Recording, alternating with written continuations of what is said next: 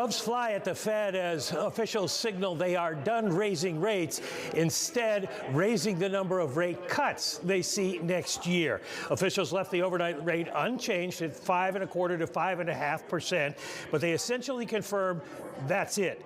The money quote from the statement gets a one-word addition in determining the extent of any additional policy firming that may be appropriate to return inflation to 2%.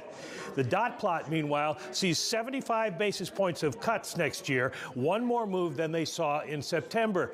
The dispersion is wide, however, with 8 seeing fewer than those 3 cuts, 5 seeing more than 3. In 2025, they see an additional 4 rate cuts, 1 down from September, and 2 more in 2026. The longer-run neutral rate remains at 2.5%.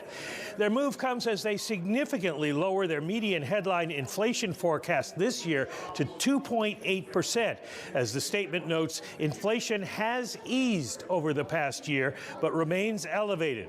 In the median forecast, it falls further in 2024 to 2.4%, 2.1% in 2025, and 2% finally in 2026.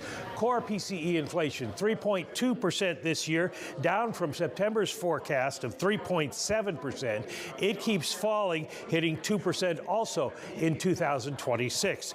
The statement says, quote, growth of economic activity has slowed from its strong pace in the third quarter, but they still revised their median forecast for GDP growth this year significantly to 2.6% from 2.1% in September.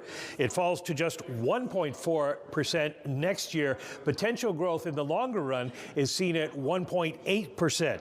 No change in their unemployment forecast of 3.8% this year, which implies the jobless rate moves up in December because it's 3.7% right now.